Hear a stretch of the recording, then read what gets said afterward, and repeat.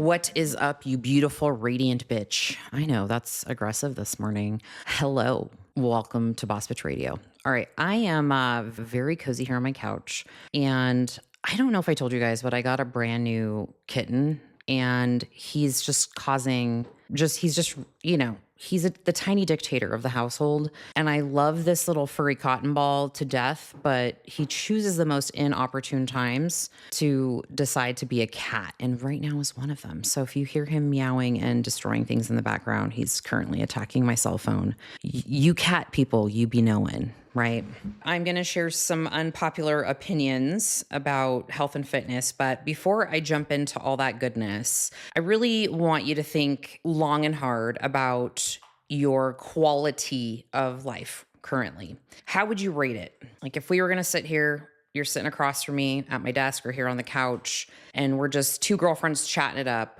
Being real with yourself, how is your quality of life right? Like, how are you feeling physically? How is your mental health? How are you emotionally? And bear with me, we're going to get into some feeling stuff, but this is all directly tied to the bigger picture of this podcast today. So what I'm going to be sharing with you today is the mental shift that I had to make to improve my quality of life. And trust me when I say there are many, but we're going to reflect on this one right now.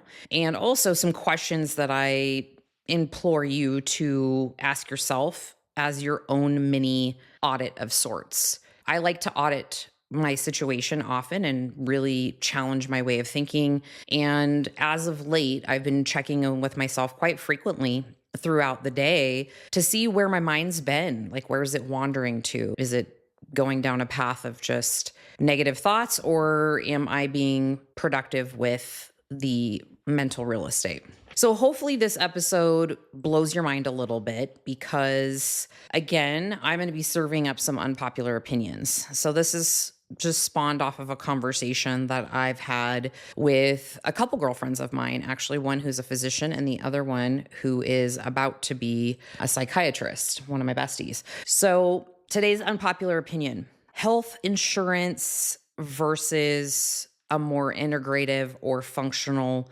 approach to your health and fitness. Okay. I know it sounds like a snore fest, but let me just give you my perspectives and sort of my experiences with working with women for almost 20 years now. Right. So I was having conversations with two very intelligent people who I look up to. My cat's over here. He's going to just spill my tea. I know you are, Fluffy. And we were talking about health insurance and how it's been difficult because the three of us are in the space of working with women in a more preventative sense of the word, right? One of my besties is a therapist. So she's obviously triaging, troubleshooting, and giving them tools for communication and things of that nature, coping for future. So it's preventative in its own right. And then my other friend is more of a integrative doctor, and same thing, right? And for myself, I am a coach. I'm a health coach. I'm a life coach, a fitness coach, all the things, helping women in a preventative aspect. And how insurances just are not on board with supporting us with that financially. And it's really think about investing in our health and wellness. That is the topic of this conversation. So when you think of your health insurance, and this is what we were chatting about, me and my smarty pants girlfriends, is we have to think of health insurance, or at least let me just say, I have thought of health insurance really as it's there in case there are some big problems, right? A car accident, God forbid, some kind of terrible illness or something like that, or, and then you have like your regular stuff, your female appointments and your more preventative things, right? But although health insurance does come with some advantages, I'm not saying there are disadvantages, it's great to have, there aren't a ton of those preventative or free perks or included perks because you're paying for your insurance. And doctor's visits are really where health insurance tends to be the priority, right? You use it to go to the doctor. Something's wrong. All this is where we usually gravitate towards, things like also like having a baby and all of that, right? So I think we can mostly agree on that, right? health insurance is there for an oh shit moment and really just to kind of make sure things are in alignment and you're functioning fine. There isn't a ton of preventative or like, here's how you need to be a more optimal human if you want to live longer. And if it is, it's a lot of times it's pretty generic. It's pretty standard. It's a pamphlet shoved in your hand while your ass is smacked on the way out the door for a visit that can sometimes be like 5 to 10 minutes because a lot of doctors' offices work on volume. Now, I can speak to this. There are definitely the outliers that is not the case in terms of some doctors' offices where they spend more time with their clients. But I did spend 10 years in the medical field before I decided to move into health and fitness. And I watched it plain as day. I worked in the back office. I saw how the doctors were pressuring us to get as many patients as we could in and only block them for 15 minutes. And there's usually no buffer in between. So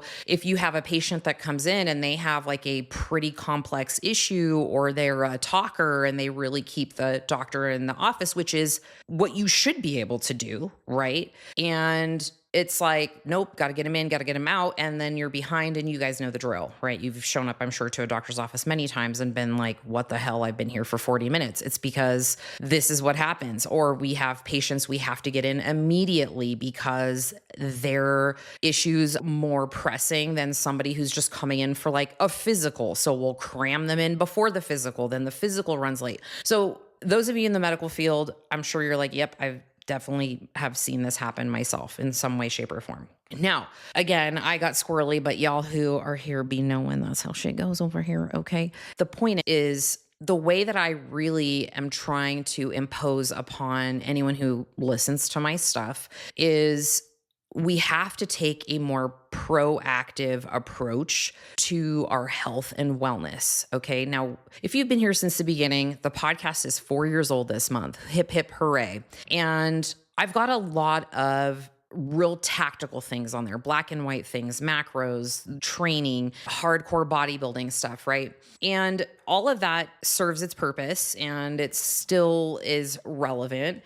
However, I have always been a huge advocate of taking steps towards preventative health as much as you can so you aren't relying on health insurance and trying to fix problems when it might be, who knows, too late in some situations. So thinking about something like integrative or functional medicine. Now, I'm going to get into a little bit more in terms of the differences between the two. But just for right now, when you think about integrative or functional medicine, these are going to be the hormone, specialists, the people who are more niched in working with women for hormonal things and women over 40 or people in their midlife, right? And really working on a different approach where they can attack things ahead of the problem, right? And it's an out-of-pocket expense usually. And so the battle I've faced in working with clients, particularly for the last at least 10 years when my online coaching really took off, is trying to get women to understand this, right? And knowing that a lot of times, not every time, but a lot of times, that they'd go into their primary care doctor and say like, hey, I'm working on my health and fitness, and I would like to get some tests done that are a little more deeper than just like a basic panel of whatever, right? Because you could go to your family doctor and tell them your symptoms and they'll order a blood test and you come back and everything's fine, but they don't really know a ton about you, right? They don't know all of the intricacies that have brought you to that point, and they might be missing something somewhere. And when you're typically in the hands of somebody who is an integrative or a functional medicine doc, they're going to really dig. And that's why a lot of times these doctors, it's an investment, because the way that we were talking about it, me and my girlfriends, is thinking about your health insurance a lot like your car insurance, right? When you use your car insurance when you've got those big problems, you have a fender bender, car accident, that type of a thing, right? And you don't use your car insurance for things like the maintenance on the vehicle, the oil change, the tire blows, or you got to get new tires, wipers, all that stuff is out of pocket. That's your responsibility to prevent breakdown of the vehicle and potentially needing car insurance, right? Tow service, any of that stuff. You want to try to prevent it. And so, listen, some of us are better at that shit than others. And a lot of times there's a correlation, and it's also in our health and our personal lives too. So, the thing with deciding whether or not you want to go down the path of something like an integrative or functional medicine is you have to kind of ask yourself, like, can I be in a space where I'm ready to go all in and learn about preventing illnesses, right? Thinking about what are some things that your family history has shown in terms of disease and health issues, and what could you be doing in the current state that you're in now to prevent that.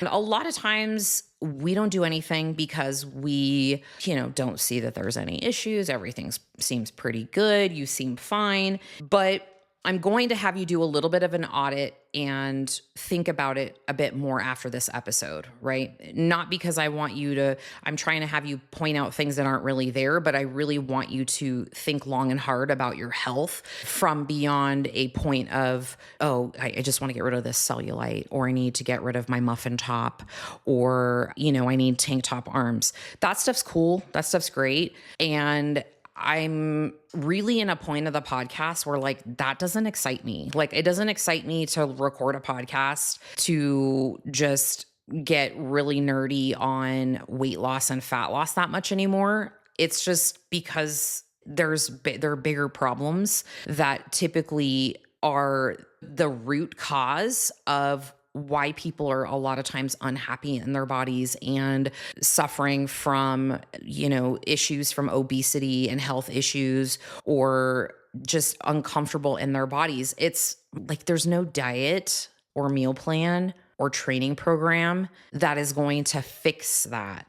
And so really taking some steps back and thinking about my podcast long and hard about really the legacy that I'm leaving and what I want to be known for. And honestly, I want to be the reason why you decide to take the first step or the next step or the step after that, or you completely shift your perspectives on things and maybe the way that you've thought things always before. And that was the way that you were raised, right? Because I had to go through all of those things in order to evolve to get to where I'm at right now, which I'm pretty damn happy with, right? My mindset, my health, my wellness, my business, all of it. And it's all that I want is for you to have that too.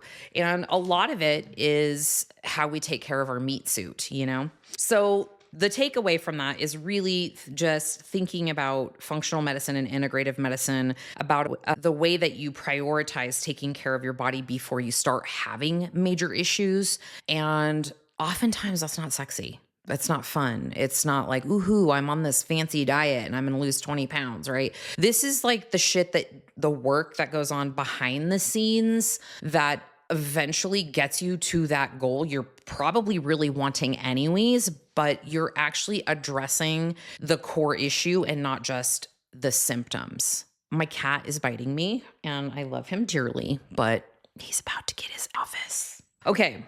So in a nutshell, that is really how I look at health insurance versus having a health plan in place with more of a integrative approach. And so let's get into a bit more here. Now, I'm just going to give some super baseline information about functional medicine versus integrative medicine. And listen, for those of you that might be in functional med or integrative med, feel free to reach out if you want to be on the podcast, share a bit more. I have done lots of interviews with lots of docs in these spaces, really because I feel like everyone needs to find their fit with whatever doctor it is that they want to work with, because I do believe that it is an energy match whoever you decide to put your health, your preventative health and invest in has to be somebody that you jive with. You get on a call,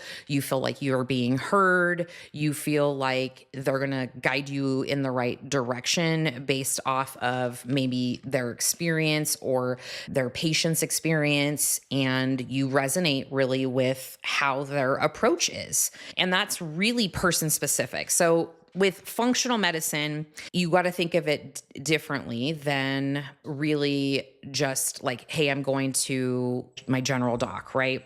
Not to say that they won't have experience in this. I'm not saying that at all. But when you're looking for something other than what's covered by your health insurance, a lot of time functional medicine, they're going to want to identify the root cause of any potential diseases. So they're going to ask probably a lot more questions. And really, our role as patients is to be as honest and transparent as possible, because they can't offer us the tools and the resources and the support and oftentimes the solutions if we're like trying to act better than we really are. You know what I mean? So it's not a test. If you go and they're asking you questions and they're asking you about how much you use alcohol and how much you smoke and if you do illicit drugs and how you want to be honest with that, right? So they're going to want to look at things from a broader spectrum or a broader lens, and rather than just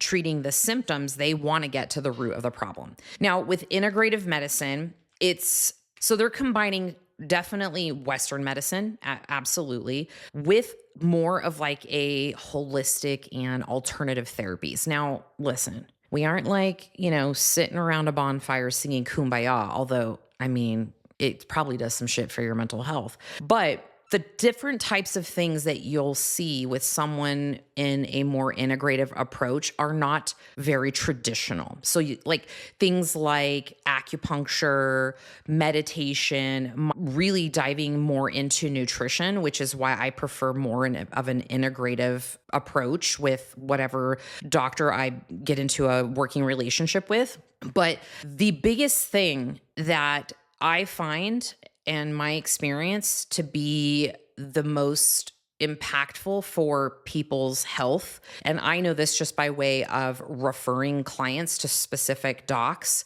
is watching them over the course of months as we're working together in a one-on-one capacity, is the stress reduction techniques that they're pretty much instructed to put into place. And really because it promotes so much overall well-being, like mentally. Like, you guys, you live in your head all the time. You do know that, right? And so if the shit that's like running around in there is like 90% of the thoughts you thought the day before, and they're generally not the best ones, that leaves you with usually not a very great mood. And oftentimes your mood dictates your actions or lack thereof. And so it really is a domino effect. And so when you work with an integrative doc and they're trying to get you to implement stress reduction techniques, you just need to fucking do it. Okay. Like, don't dick around. You're paying money for this. And if they're telling you to go outside and do some grounding, go outside and fucking walk barefoot. Okay. It's good for you. If they want you to start adding in some yoga, you don't need to be a hero. You don't need to go do power yoga. Go do some yin yoga, sit your ass down on a mat and be with yourself for an hour without the world attacking you and needing you at every whim with your devices and all your notifications, right? So it definitely is a different way of doing things, but I urge you to ask yourself, if the way you've been doing things isn't working, then what is the harm in investing and trying out a different way? You just have to be all in. You can't be like 1 foot in, 1 foot out. You have to do the work, right? So all that to say, with integrative, they really look at the whole person. It's not just, okay, your labs and you have a headache. Okay, great. Like, take some Tylenol and your labs look great. Smack you on the ass and you're on your way. Mind, body connection, spirit. It's rather than just the disease or potential future disease, they want to make sure you're taking an overall well-rounded approach. Now, this doesn't mean that everything is perfect or eating everything's organic and free range and dairy free and gluten free and fun free and all that. You have to decide what is going to work for you and work that into your lifestyle and make small incremental changes, a few, at a time. I don't like to give anybody more than 3 action steps if I'm working with them in a coaching capacity and we're trying to do something new, whether I am like, here's your homework. I really need you to watch this podcast on YouTube, or I need you to read this book, or I need you to journal on these several prompts. Because aside from being someone's diet and exercise coach, that's not all I want for you, right? Like if that's all I'm doing for you, I'm not really teaching you a ton. So I will give my clients little bits of homework that are going to help them improve in some area that I can clear as day see as they're checking in with me digitally online, not even speaking to me. I just know by how they're answering their questions. I can tell what's coming up for them. I can see when they are saying they're struggling in certain areas and then the scale's not moving. I know exactly what those things are that need to change in order for them to see progress, as long as they're honest with me. And so I would like to think that my coaching style is more of an integrative approach. I'm not going to take clients who want to work with me and I'm just give me, I'm just going to work myself into the ground. I sleep 4 hours. I just want to know what the secrets are to diet and exercise. I'm not your coach. You couldn't pay me enough for that. That would be painful for me every time you checked in to be repetitively telling you that you need to sleep more and you continually don't listen to me. So you pay me, you want to do the work, and we got to do this together. And it's not a team effort if you're constantly just disregarding the most important key principles, right? So in a nutshell, integrative is going to dig a bit more. If you're into that, girlfriend, get after it. I'm into that shit. Functional is probably not going to get as deep into some of the stress relieving stuff and the mindfulness, although you might have some crossover there. Now, let me just give you an example, okay? I'm going to give you a real world example of a client that I was working with who came to me, and she was well over 200 pounds. I want to say she was about 240. She had 3 babies. And she came to me because I knew her well and in the same industry, health and fitness space, and her hemoglobin A1C. So this is a blood marker that really indicates your risk for diabetes and, those lovely metabolic diseases. And so she had been at the doctor's office because her gestational diabetes, so basically with her last baby, her blood sugars were out of control and they had her on medicine, trying to control it with diet and whatnot, but pregnancy had brought on gestational diabetes. Well, after this 3rd baby, the diabetes just didn't want to kind of go away. And the weight stuck on, I think she dropped maybe 10, 15 pounds after that 3rd baby, but she was stuck in this mid 200 pound range. Now, she at the time was running and she still is, a very successful clinic with other therapy modalities in this clinic. Very high stress, not the best situation at home in terms of support. And it was a rocky start in the beginning during our coaching relationship, right? Now, something that I learned that a lot of people don't know is, and this was something that this client actually said to me, and I actually had to tell her,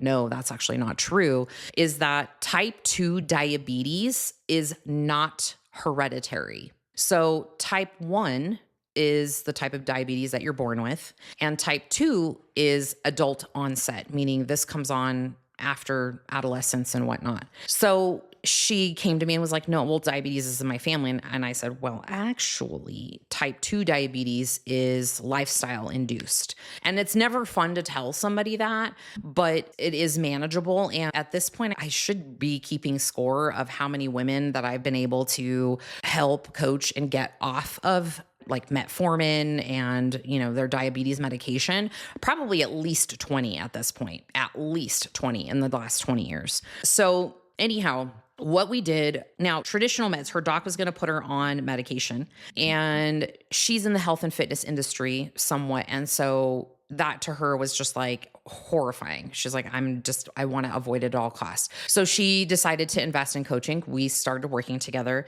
Now, the thing with this situation, she easily could have been like, okay, yes, doctor, you know all the things, give me the medicine, I'm going to take it. And it would have taught her nothing. Right?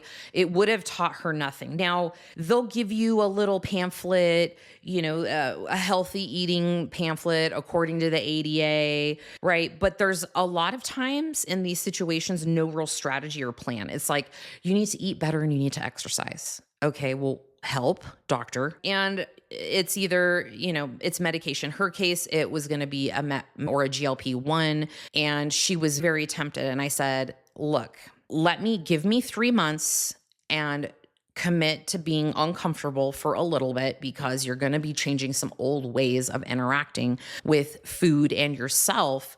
But I have faith that she was young, mom too, like early 30s, that we can do this without medication. Now, obviously, she was monitoring her blood sugars at that time because she was needing to do it during her pregnancies. And so she just continued to keep an eye on it. And we worked together, and it was absolutely astounding, right? She was able to drop a significant amount of body fat, scale weight, and go back to her doctor, and basically just with new blood tests having reduced her blood sugars significantly. And so then became a process of like, he just wanted her to monitor them and kept her off medication. And now all is well. She actually expanded her business and has grown it significantly and has stayed off of GLP-1 or diabetic medication. So part of that journey was getting her to see one of my functional med docs and having her do a lot of stress relieving techniques, adding in some different supplements that would help regulate blood sugar that were more natural, and really getting her to get rid of a lot of inflammation and some gut things. And it's a totally new human, right? And that's the thing, is functional medicine approach is probably going to be more of that, right? Testing for things that might cause issues with gut, inflammatory markers, hormones, micronutrients. These are a lot of things that your traditional physicians aren't going to send you for unless some of them in internal med docs will, but a lot of times this is stuff that's a bit far from traditional medicine. So you'll notice that's something, right? If you do decide to work with someone in integrative or functional med, a lot of times there's a diet-centered approach to their strategy, which is important, right? I know when I was working with this particular client and they had run some tests on her and found out that she had allergies to certain foods, then when I built out her meal plan and or macros, I had to keep that into consideration, right? And so we were doing some food elimination things, and she'd been dealing with some other things, some skin issues and some things, and we found that she had some allergies to food, and those things will cleared up. And it also made her body more efficient at digesting food, right? Because now she wasn't pounding in this inflammatory food anymore, and her system eventually, started to regulate. So again, I mentioned this already, but a lot of times functional integrative docs are going to do things like supplements and herbs for managing a lot of these things naturally. And the biggest one is they're probably going to have you make lifestyle changes, because a lot of the lifestyle changes are what is going to prevent future disease. Now, when we move more into like the integrative approach, they're going to do a lot of the things that the functional med approach does as well. Okay. But they are going to, like I said earlier, take in some other considerations, the mind and body therapies for stress reduction. And I like to believe that a big piece of this puzzle with our health and wellness is, and why the integrative sort of mind body stress reduction techniques are so important, is because, like I mentioned earlier, we live in our heads, right? You're in your brain, you're in your head a lot.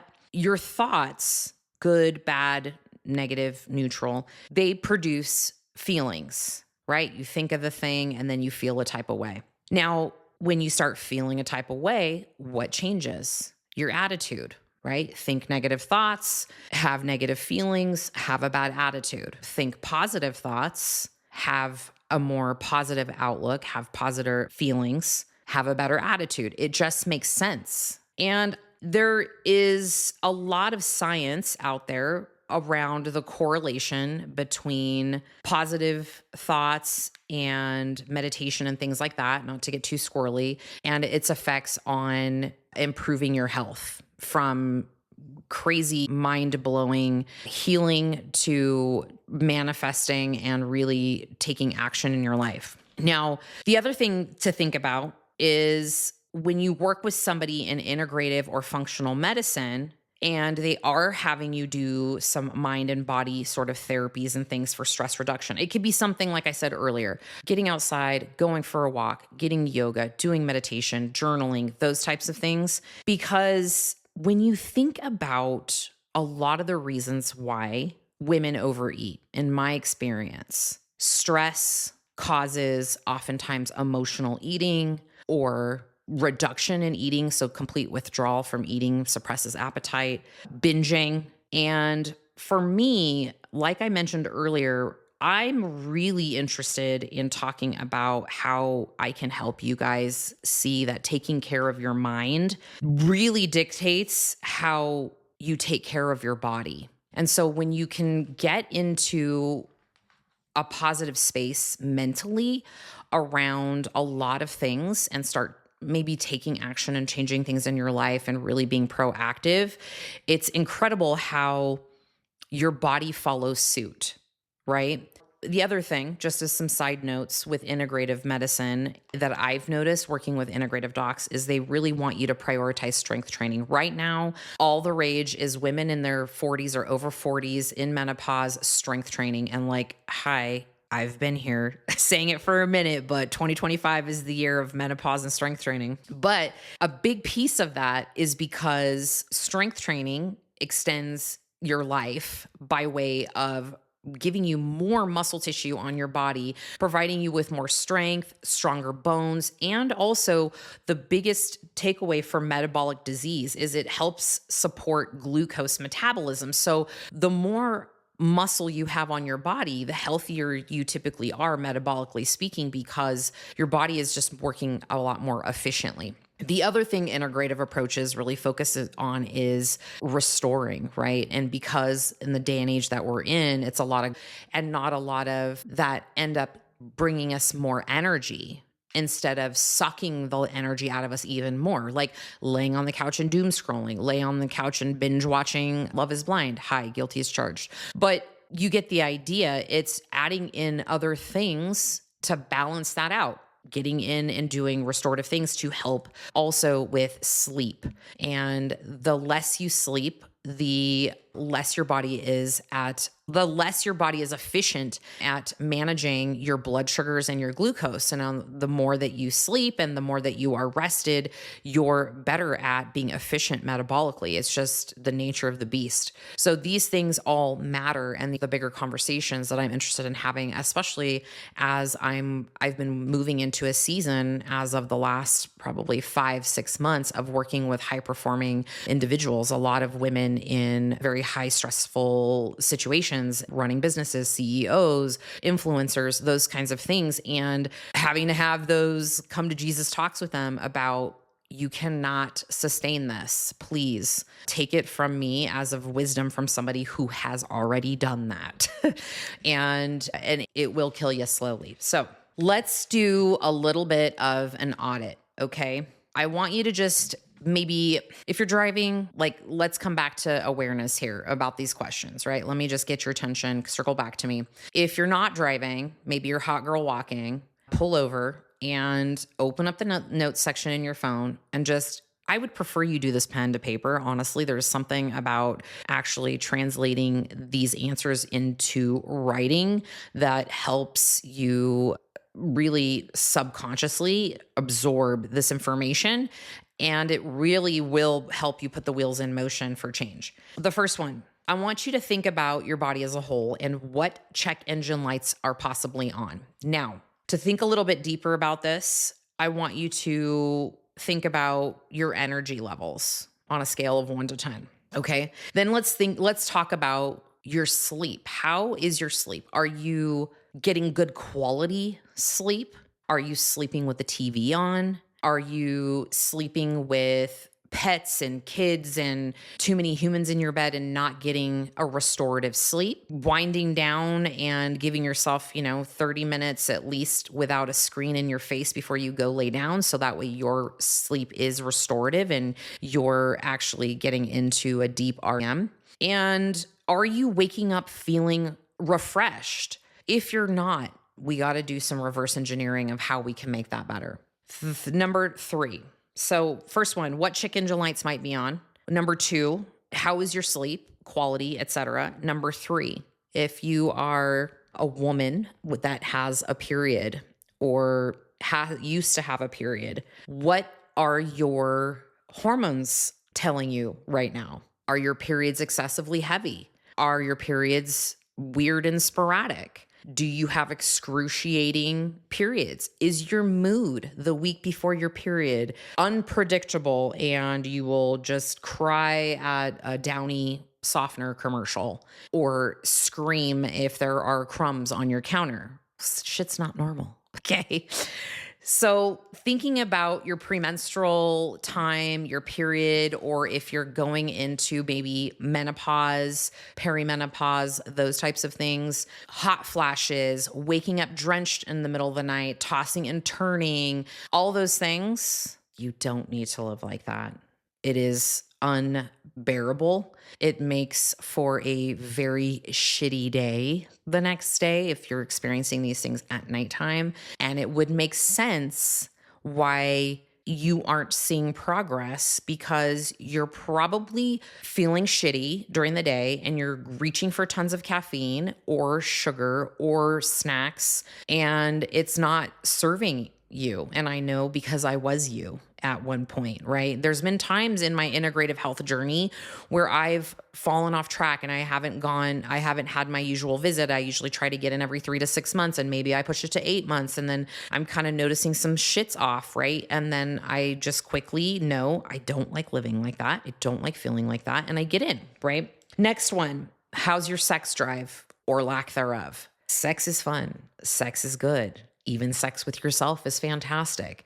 And if you have zero desire, zero urge, any of that, and you don't see a problem with it, okay, there is so much power that we are harnessing in just who we are in our sexual nature, sexual creatures, sexual beings. So if this is an issue for you, you find that you don't have desire, you don't have drive, no interest, and it could be tied to other things, but this is also something that you'll want to get looked at with your hormones and deep dive into your hormones with an integrative or functional medicine doc. Your skin, how is your skin looking? Do you have weird moles popping up? Is it really dry and flaky in certain areas? Or do you have patches of little rashes maybe behind your ears? Are your inner ears really itchy? Like weird shit like this. I've seen it all. And oftentimes, some of these weird things that are coming up are due to food intolerances or hormone imbalances that you wouldn't know if you just went to your doc and you had labs pulled and everything looks fine.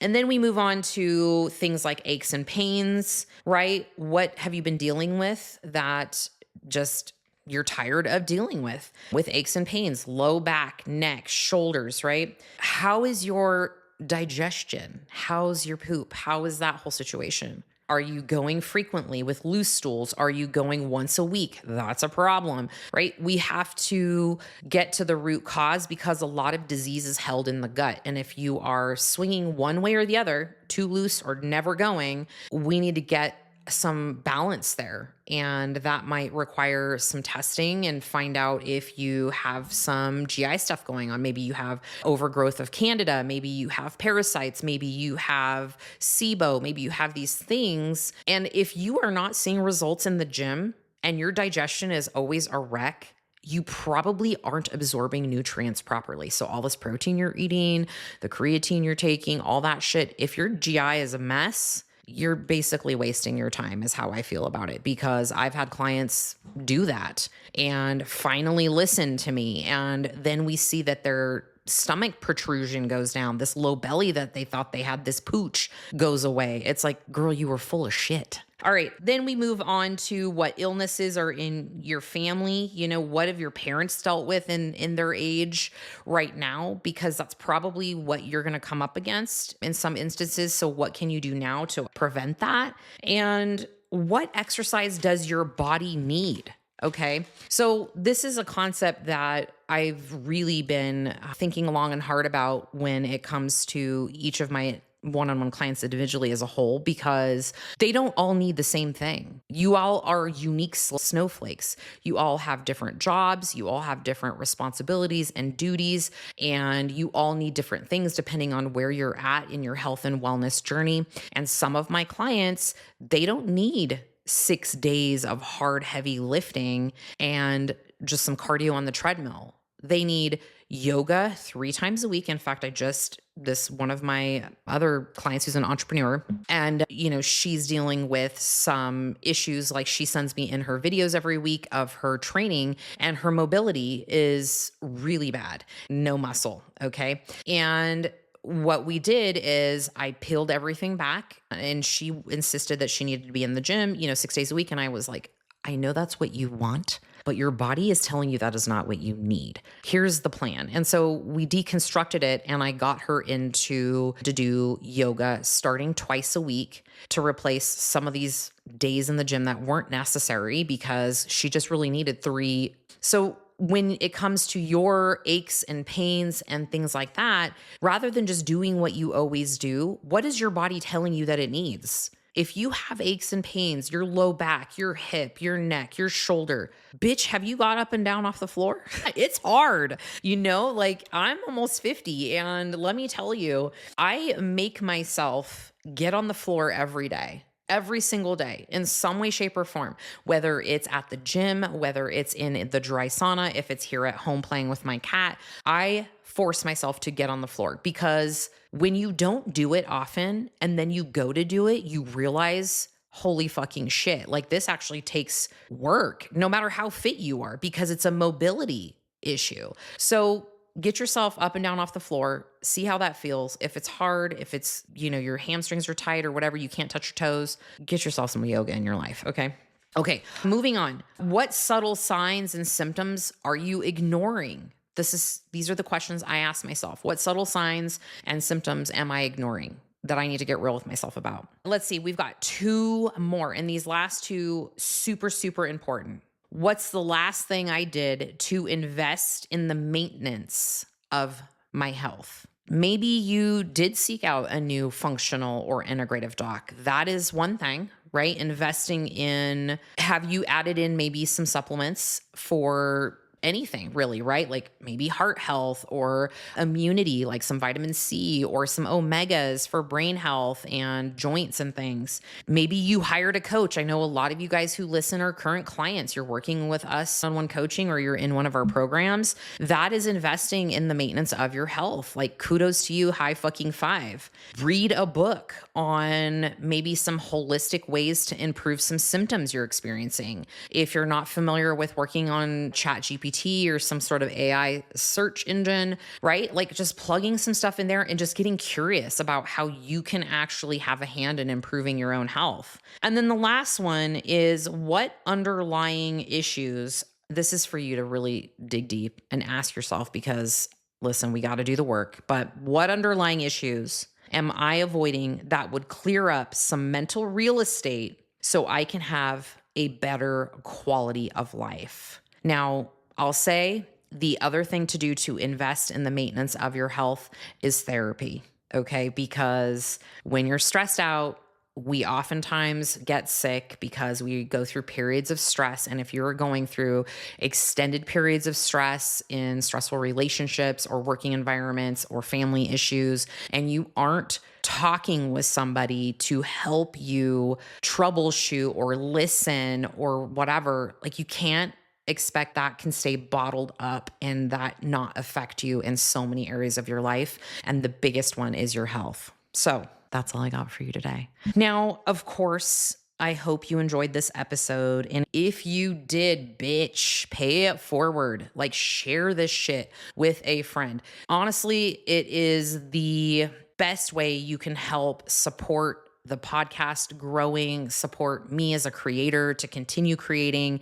And my next episode is really going to be reflections on 4 years of podcasting. And that, my friends, it's all due to you guys. It's all because of you that I continue to show up, and I want to keep this health and wellness party going and exploring more topics and more guests. And the way that I do that is through you guys lovingly and so graciously sharing with your friends or your social media. You know, your girl's a bit technology, challenged sometimes. So let me just walk you through this real quick. Okay. If you're on Spotify, here's what you do. You are in the episode on Spotify. Now, in the top right-hand corner, there are 3 dots. Okay. Go over there. You see them. Now, if you click those 3 dots, you can share this over on Instagram.